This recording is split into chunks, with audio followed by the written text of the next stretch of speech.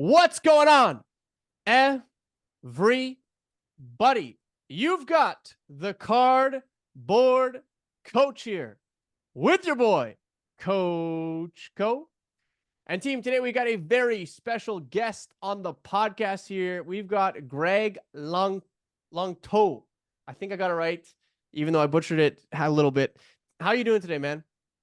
Very good. And gotta say that starting off my week and seeing that intro live, that legendary intro you got live, so impressive.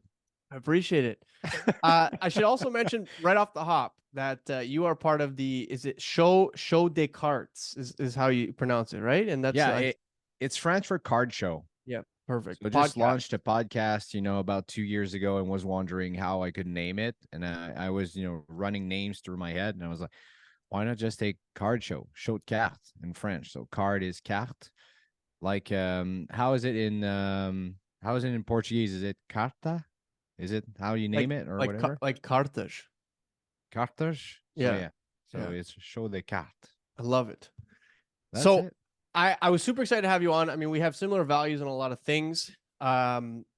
This is going to be a great conversation if you're into hockey cards specifically, and not just that, but self-development. If you want to know about Brent Clark, these are the two guys to listen to. Man, let's start off. Talk to me about starting a podcast. Like how does that come about? 2 years ago, so that's pretty specific, like 2022. So it's not like right at the height of the market. Things start to come down a little bit. Where's your head at when it comes to starting that podcast? Well, I just, I think I'm just a passionate guy. And sometimes I just, I think a lot about what I do and what's my next move in life. But when I do things out of passion, I just don't think it through too much. And I just started being passionate about cards. I was working at our local radio station, sports radio station, BPM Sports, and every day was working with George Larac, and he's a huge collector, and he's got an LCS and all that stuff. So by speaking with him a lot and his business partner, I got passionate about this and started collecting and buying cards and all that stuff. And then started writing articles about this and making my own research, sometimes not even sleeping, at night, and just waking up and thinking about cards and making researches on eBay and all that stuff. So yeah, the same. I've been a content creator since 2016 in many different realms. Yeah. And just, I just decided to start a podcast without, saying, hey, I know everything and this is how it's going to be. And this is, where the market's going. Not at all. It was just like, hey, let's discover the hobby together and grow together. I saw a lot of people that were getting into the hobby in 2021, 2022. And yeah, if you listen to the first episodes, it's just me that doesn't know shit about what I'm talking about, or just a little bit because I'm doing so much research. But my co-host Yannick is a Bible. Like, he's been the usual stuff. Like, you and I got in cards in the 90s, got Yeah. out for like 25 years and Yeah. came back after. Like, he never left. He Yeah. was always in cards all of his life, always collecting and buying. And so yeah, that's pretty much it. We do a great pair together, and it grew to what it is today. I love that, man. And there's a common theme on this podcast anyway. It seems like everyone I bring on tells me that they're just incredibly passionate about whatever they're doing in the space. Whether that's, I've had Cassius Marchand talking about like Magic the Gathering and just being so Yep. passionate about that. I had recently had Lauren on talking about like card art, so passionate about that. Like the list goes on and on. And obviously, like, your name is added to this list. And, especially when you start talking about not being able to sleep because you're just thinking about all these either sets or how this adds up, or you start diving into a certain player and you're like, well, what can I grab of this player? Maybe watching highlights. Like, there are so many different facets of this hobby to fall in love with, and then there are so many different reasons to fall in love with collecting sports cards, that if you found what it is that you're looking for, you really do obsess over it. You really do kind of dive in head first. You really want to talk to other people about it, you know? Like I find for me personally, uh when I start to find things I really like, you know, and for me it's like set collecting or, you know, I also like the prospecting game. I find it difficult because, you know, as you start to create content and as you start to acquire more and more followers, you don't want to really have an influence over what other people are buying and selling, if that makes sense. Does that happen to you? Um, yes, yes, and we we repeat it week after week on the podcast that we're not financial advisors. So, a lot of people like they listen to our content and they listen probably to yours and they're like, hey, what's this week's buy, sell, hold? And this is the question that you've got. So we give our perspective of the market, but at the same time, I'm just an open book. Like I've been collecting Quinton Byfield for a long time. And now he got his pop in the markets. Like people finally realize how good he is, Yeah. and you had to believe in this guy for a long time. But now, yeah, so the market realizes it, and that's cool to see. But at the same time, um, yeah, I don't want to have it's a tough burden to have, so Yeah. you don't want to have a responsibility, but at the same time, I mean, I'm not I don't want to hide what I'm buying and what I'm passionate about and what I like. I've been collecting Dawson Mercer for a while, and I saw some people told me that prices went up, or the Mercer or Devil's spots in some breaks have been hard to find because I've been talking about him on the podcast. And you know so be it. If people make their research and they think that it makes sense to have this player and they just like him. I mean, for me, Brent Clark, I've been collecting him, you've been collecting him Yeah. as well, and people know how good he is. So I don't think by me talking about my passion of my collection, I think on the prospecting side of things, people will always look for the next Kale McCarr, for the Yeah. next Connor McDavid, for the next Yeah. Jack Hughes. Um, well, the next Connor McDavid is pretty easy to identify. It's Connor Bedard. So I Yeah. mean, Yeah. but the next Jack Hughes, the guy who's going to get his pop or whatever. But as for legends, I've been also collecting Drew Doughty and Anjay Kopitar. I don't think by me talking about Doughty and Yeah. Kopitar on different platforms that people will start buying them and there will be a buzz on the market. I think that would be very selfish to think so. Yeah, no, no. I agree with you when it comes to like sound bets. Like I think that, you know, where I struggle is, I mean, number one, if I'm set collecting and I start showing off a lot of the cards in the set, I find that like almost selfishly, like I don't want someone else to take it from me. It's Yeah, like yeah, yeah, of course. But right? like 'Cause I'm you, like, especially the stuff I'm collecting, like I can't really find. Like I struggle, like I'm abusing eBay searches, right? Like I get the emails, I get text messages, like when something comes up, like I'm trying to snag it. And I'm talking specifically for set collecting. Like I have no problem going to war with someone for like a prospect, and then I'm like, you know what? Like I'm not really down to like pay that or whatever the case may be. But yeah, yeah, when a card pops up for a set that you're like, man, I haven't seen this card in 9 months, or I haven't seen this card in like a year and a half, or gotta go for like it. I just don't want I want the pool to be so small of people I'm competing against.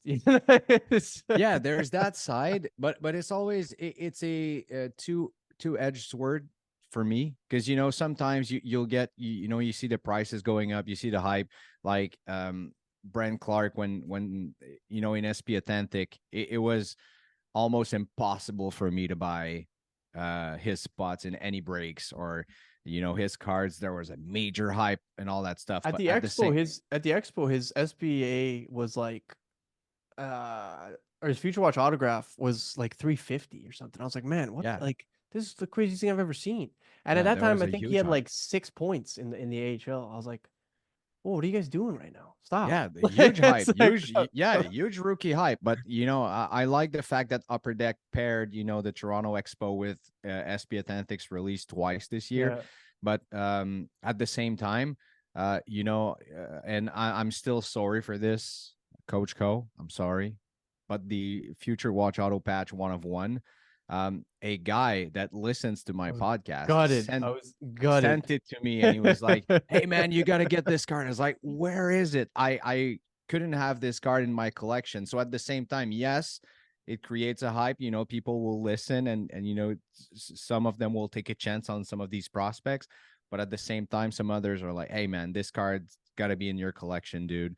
And they will help you find the pieces you need. So yes, and I like to say it in French sometimes on my podcast, but sometimes you're the hammer, sometimes you're the nail in everything you do. So yeah. It's true. It's true. Yeah, it's funny. I was out to dinner that day actually with like a friend of mine who's also in the two friends of mine who are also in the market. And we are talking about Brent Clark. And I was like, "Did you see the 1 of 1 was pulled today?" And he's like, "Yeah." I'm like, "I reached out to the breaker and he said that there's already like a deal in place." I was like, "I know exactly who the fuck that is." And then I messaged you and I was like, "Yo, did you fucking?" And you're like, "How did you know?" I'm like, "This prick." It's Yeah, man. a nice patch too, man. It's a really nice patch. Yeah, it's a nice batch, and it's upside down. So people on Instagram were like, "Hey, yeah, Upper Deck fucking messed this up," and I was like, "Dude, it's a manufactured patch. Yeah, It's whatever. The card looks great. It's a 1 of 1. I yeah. just love the look of it, and um, yeah, I'm it was a big project to try and do the whole YG rainbow and then a future watch rainbow, and I was able to do it. So I think I now Ice is releasing next week, and I gotta add this Ice batch on 10 out of 10 to the collection. So the How much, collecting. bro? You're going nuts. How much do you think you spend on Brad Clark? Do you want to disclose it or no? Oh my god, I don't know. Right on the top of my head, I don't know, about 10K, I think. But It's at the same time, it's not just about the player. Sometimes it's yeah, yeah, about of the course. achievement of I getting the know. whole, how many people I've seen it with different, I don't want to say random players, but sometimes people are like, hey, I PC this player who plays on the fourth line or whatever. But of popular players, how many times have you seen a whole rainbow completed? Honestly, and the fact that I thought you were gonna say way more than 10K if I'm gonna be real with you, right? Because like you have like the clear cut exclusive, which is not easy to find. High gloss, The high acetate. gloss, yeah, yeah. Like those things are, I mean, a couple thousand a piece for, so I don't, and then you It's add in probably the 1 of 12 then. 1. What? It's probably 12. I don't I know, was but like, but yeah, still, it's I mean, just like, and it's awesome, especially because he just got called up, right? Like he just got called up, yeah. played his first game yesterday. He logged like 15 minutes, -1, nothing great, but I mean, he's 20 years old, and so I'm wishing nothing but success for both him and your PC, man. Thank you so much. Yeah, I'm happy, and it's just for me. It's not even about the money. Sometimes everyone does it in the market. I know some people. Oh, I'm a pure collector. I never sell. Everyone does it. Everyone sells cards, buy some cards, try to get their PC that cost them the less possible, and it's the game, and it's perfect like this. But for me, collecting this player and collecting Kings players, that I found out, yes, I started in the market buying, selling, and I enjoy that. Yeah, probably. I Yeah, enjoyed that a lot, you know, buying, trading, selling, and buying a bigger card and then being able to, trade up, trade down, whatever. yeah, And finding, the what we're doing now, this discovering other people's PCs, the right card to the right collector. But when it comes to my King's PC, like, I don't want to move those cards, man. I just, so people are, oh man, you invested a lot in Brent Clark. And I'm like, Yeah, I don't know if it's investment because I wouldn't move if I move one card, it means I'm gonna, destroy this whole rainbow, both of his YG and Future Watch. So Yeah. not too sure about it. That's an interesting perspective, and I love that because like there's like a true collector sense there, right? Where you're like there's like an incompleteness if you move one of them. So Yeah. that's I think that's a really important like designation and something that not a lot of people talk about, quite frankly. Talk to me a little bit about your how this journey starts though. So like you mentioned that you started in the early 90s or not, I don't want to say early 90s. Yeah, Yeah, yeah, early 90s. 92, Yeah, yeah, 93. early 90s, yeah. The And the infamous Jonk Wax era. yes, and like what were you collecting at the time? Um, a lot of Marty Brodeur and goaltenders from what I remember. That's pretty I cool. Yeah, man, and I still have a few Marty Brodeur's cards from back then, like the showstoppers with in my head, I thought it was, a couple of $100, and I think it's like a $2 or $3 card, but I still got it in my PC somewhere, and Yeah. still love seeing those cards. I remember, trading with a lot of people, like my neighbor. She had some cousins that came down from Toronto, and they had a lot of Leafs cards, so we used to trade together. And Felix Potvin was huge at the time, and that whole set of goaltenders masks from Yeah. 1992. I don't know if you remember, but Yeah, yeah. yeah, yeah. So these cards were, and that's how I fell in love with the Kings. That's how I became a Kings fan. I was really really young and had a lot of Kings cards and Wayne Gretzky as well. And I loved that jersey. And then the Montreal Canadiens faced the Kings in the Stanley Cup playoffs, and I was the only one in my class that was a Kings fan, and got bullied afterwards when the Canadians won the cup because I was, yeah, okay, you loser, you guys lost the cup, and That's even you had Wayne impressive. Gretzky. That's Yeah. impressive. 'Cause I So, mean, but I like the fact that you stuck to your guns, like even though everyone else was, I mean, at this you're literally from Montreal, like I know, that's, I and know. like they're in the cup final, and you're still like, no, I'm a Kings fan.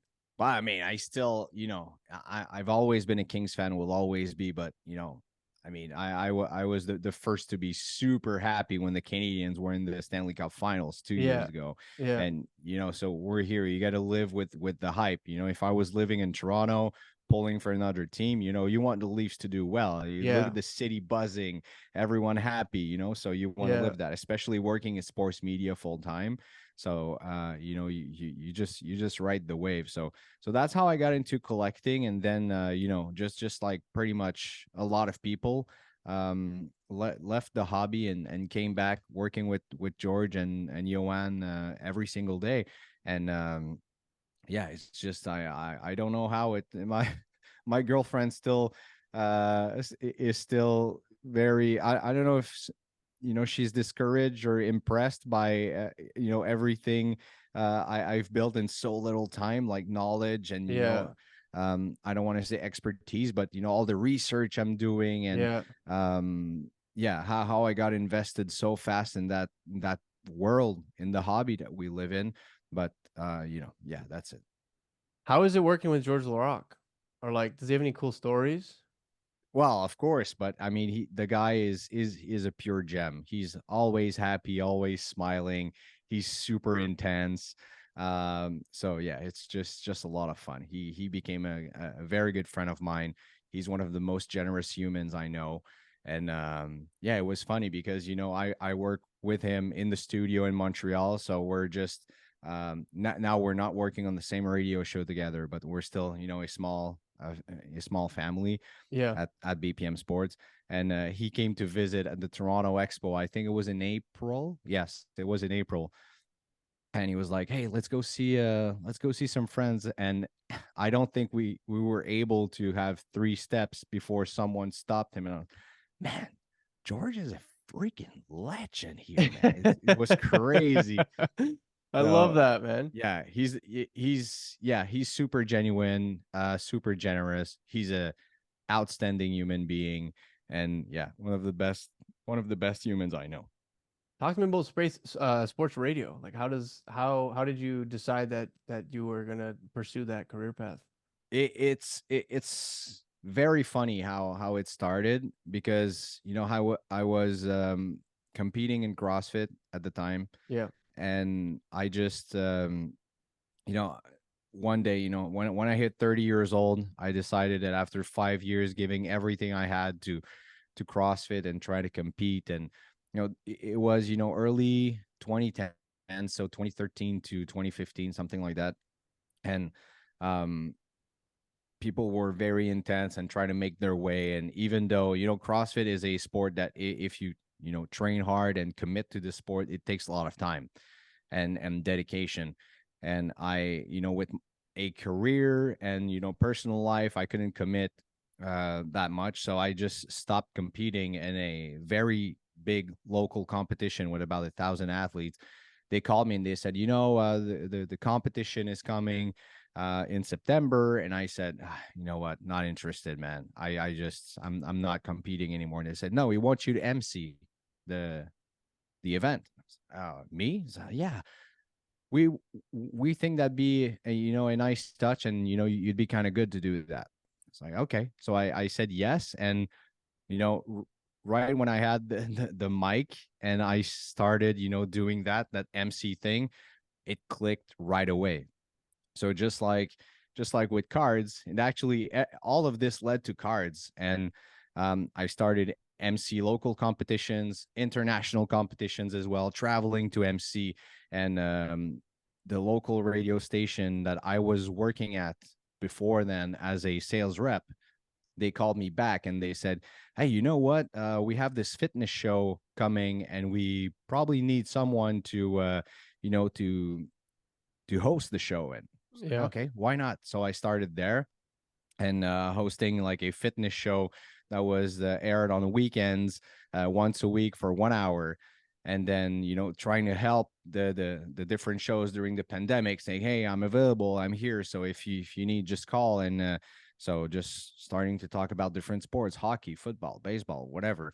And then a couple of years later, here we are. I'm able to do that almost full time now with the card podcast as well, and all of that venture. So I'm trying to crunch there a couple of years, but just saying yes to an opportunity that I thought I would definitely suck at, and just please some friends. Okay, like you think it's going to be good for your event, so I'm going to do Yeah. it.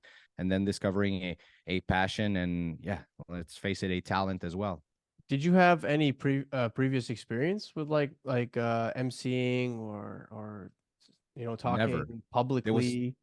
No, it was the first time. I mean, that's cool. I was never shy of going in front of the class and doing these, how do you call it in English? Presentation? Yeah, the oral presentation. Yeah. So didn't have any problem with that. But you know, yeah, it was the first experience. And at first, having a mic and just hearing your voice, you're like, oh, so intimidating.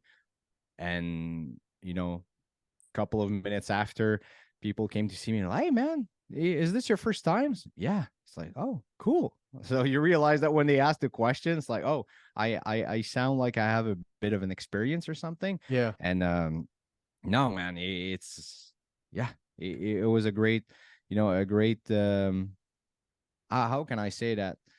For sure, you remember the first time that you probably hit some weights, some dumbbells or something, that you discovered that, you liked something and it Yeah. was going to be a passion. And in the back of your head that you're, oh yeah, oh yeah, okay. I want to get into that. I want to know more. The same thing about discovering cards. And so that was kind of one of those moments in my life. And it opened so many doors about so many friendships and, knowledge and things. So yeah, I'm definitely very grateful about this. I love that. But I will tell you that my story is completely different. And that's why I wanted to hear so much about yours. And that's why it's always so fascinating when I hear these stories from, people saying like the seas parted, and especially when something just clicks right away. Like for me, I first started working out, I was probably like 14 or 15. I think I was like in grade 9. And a bunch of my friends started working out at school. And I was like, you know what? I'm gonna go with you guys. We're gonna all learn how to, use the gym. It was a local Yeah. community center gym, so it was like not that intimidating. And we kind of went in there. We had a little bit of previous knowledge in terms of like researching stuff, and we all kind of like learned together. Some of us knew a little bit more than others, but we had like spots and, each other to motivate. And then I got a girlfriend. And then, so like I worked out for probably 6 months. I got a girlfriend, and then I stopped working out for like a year. And Classic teenage move. yeah. I stopped working out for like a year, right? So it's not like I found it and I was like, I need to do this all the time. I'm obsessed with it. As soon as we broke up, I went right back to the gym because again, like as a teenager, like I need to like now I need to get like fit as hell. And like early stage working out for me was very much about like the physical. It was all like the get it like aesthetics, it was all like, I need to put myself in a different social class in terms of like, I guess, Mm, desirability. Right. yeah. And it was all very, we talk about self-confidence, and I'm sure that opens doors too, and all that stuff. But at the end of the day, it was truly about like how I looked.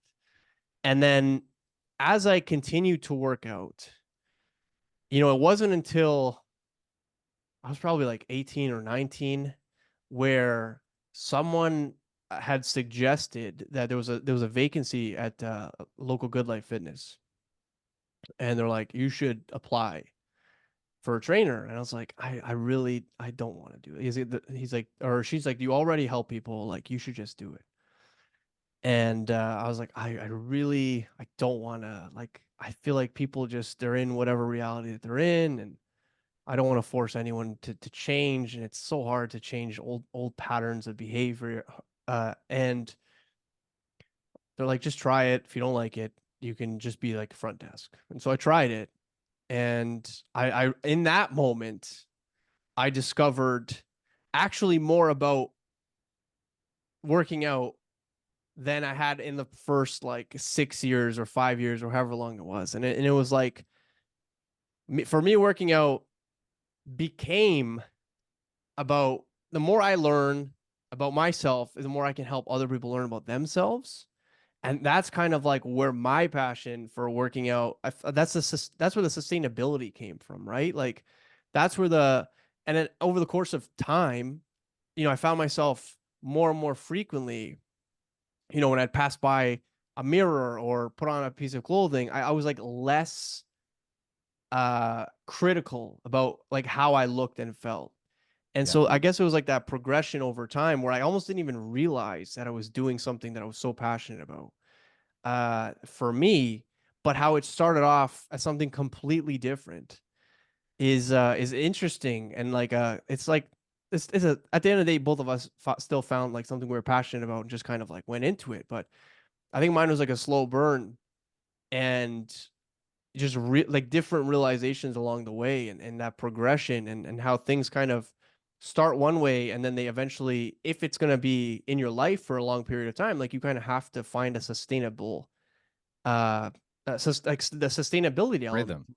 Yeah, right? yeah. Like, and so the reason I can like relate it back to sports cards, like there was a lot of people at the beginning of the pandemic who might have had interest in sports cards, much like me as a 15-year-old in the gym. um there was like a lot of money to be made their money. You go to Target or Walmart, you buy boxes, you resell them. It's like quick money. You're buying another thing. 2 weeks later, you're selling it. Everything is good. And that only lasts like so long if it's just about the money, right? And then Yeah. you transition into those like sustainability years where you're like, how do I, not even how do I keep making money, but it's like the focus is completely different. Like, how do I keep enjoying myself? Because I know that this is like a part of my life that enhances my mood or enhances how I interact with others, or maybe it's the what you get from making deals and negotiating tactics and stuff like that. There's just so many intangibles that come with it. So you have to transition from that initial to the sustainability part. So I think that where we're at right now, so many people I'm talking to, they might have been making a lot of money at the beginning, and some of them, that's why they jumped in. And there are people that are like, I hate those people because they ruined it for everybody. Which I don't agree with, by the way. But we're in this stage now in the hobby where so many people are really in their like sustainability. Like, why am I here? What do I enjoy? What's going to keep me here? And so we're having those difficult conversations. And I think because of that, the people that are here now are probably not going anywhere. I agree with you. And you know what? I've got this full reflection about what, 5 days ago, because there's this local newspaper. Well, the local newspaper. It's called La Presse. It's the biggest French newspaper you have out here, and they made an interview with me and two other guys about the value of sports cards and how the market is. And in 2019, I think it was a $6 billion market, and experts say that in 2028 it will be 58 billion or something. So it's and fanatics coming in, so people outside our small little hobby are getting interested financially about this.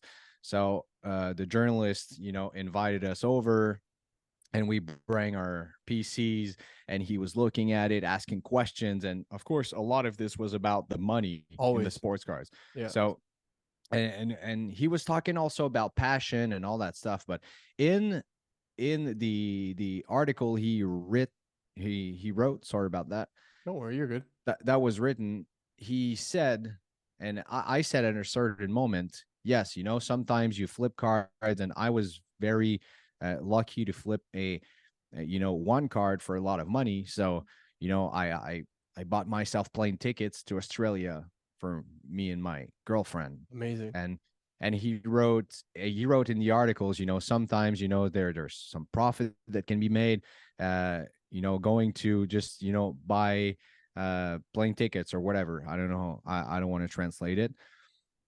And I got so much shit, man, in on social media by people saying, this is what it's all about. And I'm like, hey, like the article is speaking about passion. And yes, like I said, everyone does it. Everyone, buys sports card, and you don't want to see any card that you're buying, even if it's your PC, whatever.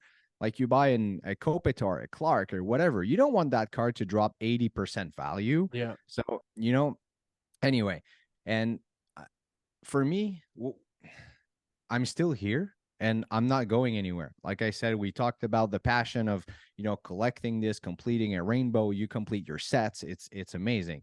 And everyone has their spot in the community. Like if it wasn't for a flipper or a dealer, or call it what you want, I would never have my Clark Yeah. Future Watch Auto Patch 1 of 1. If it wasn't for Breaker, this card wouldn't be out. It would still be In in a boxes. box. Yeah. So, I mean, I don't see why we or people get mad by people making money. If I buy a card from a guy, the guy selling me the Future Watch Auto Patch, if he makes a fucking million out of this, I couldn't give a shit. Like, the guy is probably a super disciplined salesman, an entrepreneur, and he buys and sells and whatever, and he's part of the ecosystem, and he's essential to it. Yeah.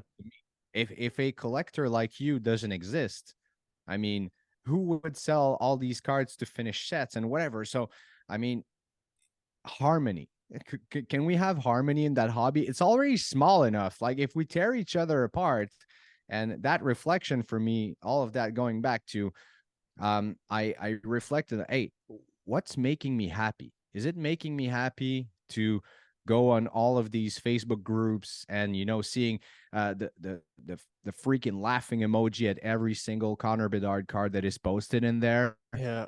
It's not making me happy, man. So I will just stay away from that, have my PC of things I like, and yes, buying and selling some cards when it comes to it. At the Toronto Expo, I had so much fun meeting dealers, buying stuff and selling it back, and ending the weekend with cards that I didn't even think I would have in my hands. Yeah. It was fun. It was super fun. And I met some great people, which I still, keep in touch once in a while. So yeah, just do what makes you happy, and don't judge what anyone else is doing in the hobby, unless they're scamming you, unless they're being unreasonable on prices or whatever. And even then, if they're being unreasonable on prices, before long they will get corrected, Yeah, like by you don't have to buy it. Do you know what I yeah, mean? you don't Like have to you buy it. don't. Just, go somewhere else and whatever.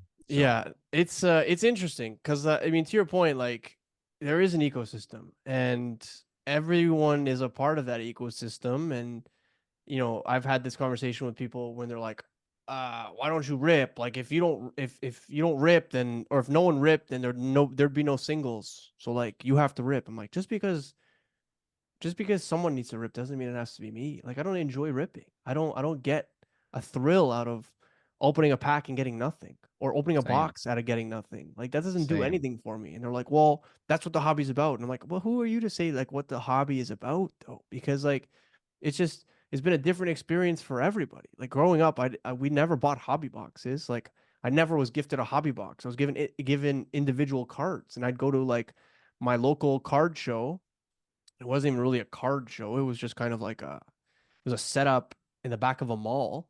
Um, every Saturday from like 9 a.m. until I think it was 5 p.m. There'd be maybe 12 tables. And 1 second here. it's all good.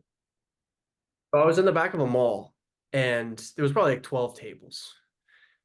And it was sports cards. It was like random memorabilia. So you'd see like soccer jerseys, maybe you'd see like an autographed football, like just a bunch of like miscellaneous stuff. And it was great actually. And we went there quite frequently, but we'd go and buy individual cards. Like never did my family buy me like a hobby box of any kind, truthfully, growing up. It was always individual cards. And so that's how my experience with collecting all different types of things was. So, for someone to be like, well, this is what the hobby's about, it's like that's just not necessarily true for a good chunk of the hobby. And so again, when people are like, "Well, hobby boxes are too expensive now," and I'm like, "Well, I can't relate because I've never. They were always too expensive for me. Do you know what I mean? Like Yeah, yeah. they were always too expensive for me. So I don't. And again, it's awful that like the people who want to own these hobby boxes don't have the ability to own them, especially like in hockey now we're seeing Series 2 pre-sales are crazy, especially in comparison to like what they normally are priced at. Um, but like I'm like that's a luxury I didn't have, for the glory years of like my collecting as a kid, right? So and now I do have the luxury of doing it. And I'm like, I don't want to buy that stuff. So it's just very interesting how everyone's very opinionated on like what's right and what's wrong. And we're not talking about like concrete right and wrong. We're not talking about, like you said, people who are scamming, people who are nefarious, um, shady dealings. Like we're not talking about that stuff. We're talking No, people defining what your role is in the market. And I guess everyone wanting it to be streamlined. But it just there's no cohesion if everyone's doing the same shit. So no, and yeah, you're right. The passion of collecting is just not about cards, and that's a hobby too. It's the hobby that we're in is collecting. And I like buying jerseys. I have way too many freaking jerseys, dude, and I enjoy that. And it's just I see it, I get it. I probably wear it once or twice and whatever, put it in my wardrobe, and just sometimes, oh man, I have the hey. And my girlfriend was laughing at me last week because we're reorganizing things, and I'm like, oh wow, this is my favorite jersey. Oh no, it's this one. Oh, so, and she was like, they're all your favorite jerseys. I'm like, yeah, I love that. So no one's gonna judge me because I buy whatever jersey it is, you know what I mean? So it's the same thing about cards. It's how, like, who are you to tell someone like this is the hobby? No, let's say we take the Toronto Expo. I'm sure that you and I would go with mics and ask like 3 questions to every single collector that's there or person that's there, and we wouldn't have the same answer anywhere. 100%. So that's the hobby for me. Everyone getting together for one passion, that is collecting, and probably two, sports as well. I don't see a lot of people that are there that don't like sports or are not into it or whatever. But yeah, it's just, if we can have harmony and respect one another, and I think everyone's going to enjoy even more the community that we're in. I love that. I feel like that's an amazing note to end on. Greg, man, I want everyone to check you out and your podcast. So can you please tell us where we can find you on the radio? Maybe we can reach out to you with any Brant Clarks moving forward. Any other any Kings cards moving forward. Just consume Sure. content in general. Where can we find you? Instagram, it's show DECARTES. Yeah, that's it. Got it right. So, which is card show, but in French. You can find me on Facebook, whatever, Greg Longto. You're gonna find me super easy there. And yeah, local radio station for everyone speaking French is BPM Sports. I have a bunch of shows there, a bunch of podcasts. So, a lot of fun. So that's it. I love it, man. I want to thank you once again for jumping on the podcast. Team, please go check out Greg Longto. You got it And right. there you go. And the show day cards, I will make sure that all of that is in the description. I hope you enjoyed this week's episode of the Cardboard Coach. Team, have yourself a wonderful rest of your day. Coach Co and Greg are out of here. Peace.